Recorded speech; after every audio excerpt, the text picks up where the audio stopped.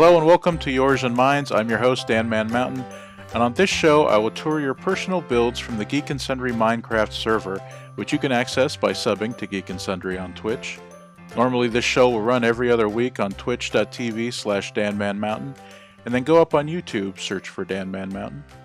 While we are seeing your great work, I will have the builders come on with me so that we can talk about their builds, their inspiration for them, and what it means to them.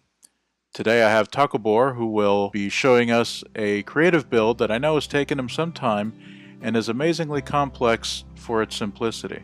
Tacobor, welcome to the show. Thank you very much, Dan.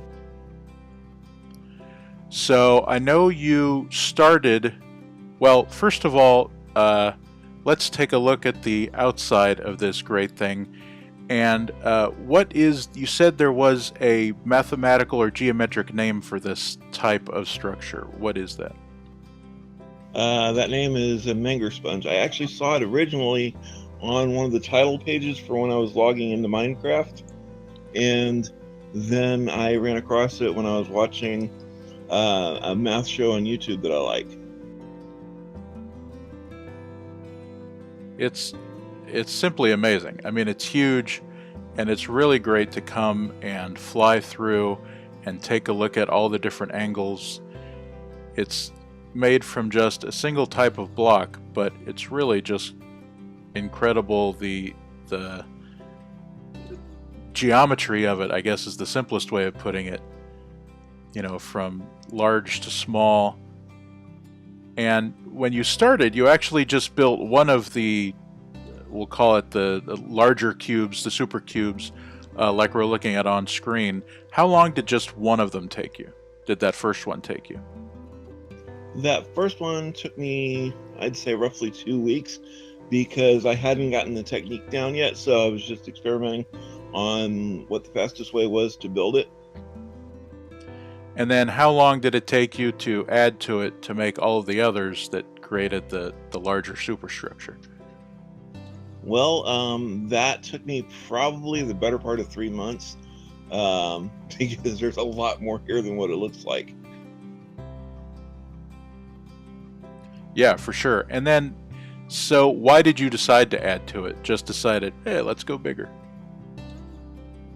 I figure why not? You know, since I was successful in building it smaller, I just thought I'd just keep going to see how big I could get it.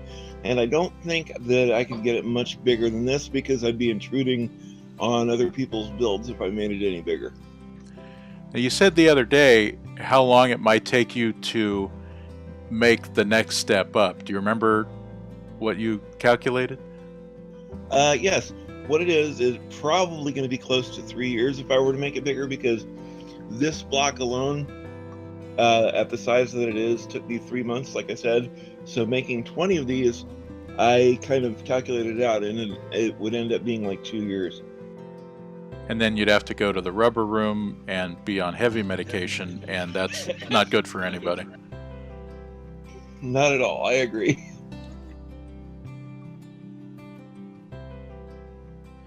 And I know a few people have come out to see it. What's been their reaction to it? They were kind of blown away by the mathematics of it all. And they were like wowed by like being able to fly through all the different holes and everything. This is basically the simplest fractal that you can possibly build. Well, and that's what's amazing. I said that in the intro, but it seems simple. You know, it's one block, it's a repeated pattern, but there's also a complexity to it that obviously takes the time and effort that you put in, but that you can also see in it. And that's what's, I think, so beautiful about fractals and you know, seeing them in nature, not just ones built, but ones that nature builds and uses, is that they're simple and complex at the same time and just have this beauty. Exactly, I agree with that. The way it started was basically, it looks like a Rubik's Cube with all the centers punched out, and then I just built from there. Yeah, that's the only way I can solve a Rubik's Cube, by the way. Not me, I'm good at those things. I've got a whole collection of puzzles like that. I have no doubt that that's true.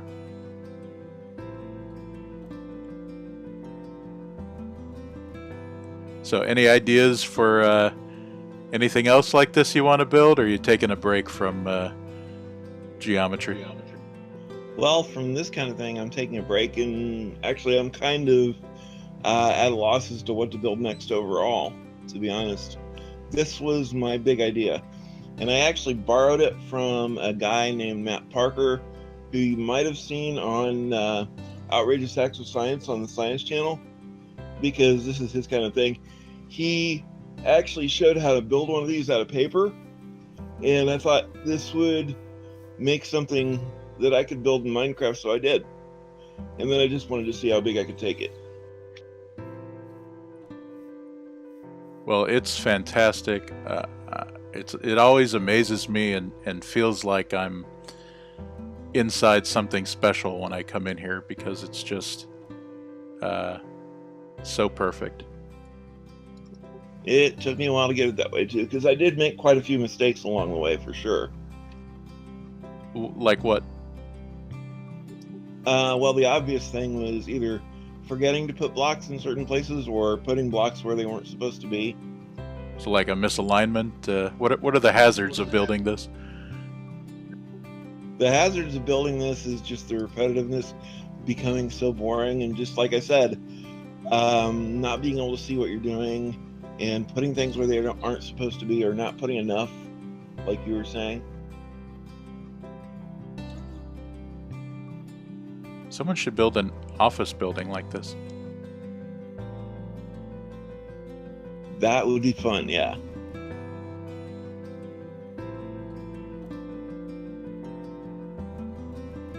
Screw the Pentagon, we have the cube.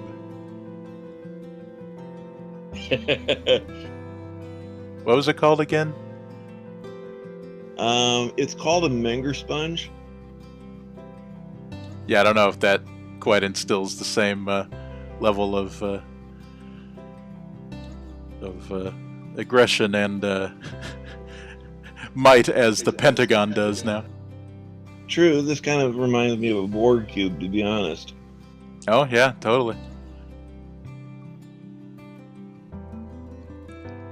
Well, this is just fantastic. Anything else you want to tell us about this? Nothing that I can think of, really. All right, great. Well, thank you for sharing this. This is, again, quite amazing. I use that word a lot, but it is. Thank you for sharing it with us. Thanks for building it, and thanks for coming on my show today. We're doing a short one. Thanks, everybody, for watching, and we'll see you on the server. Bye.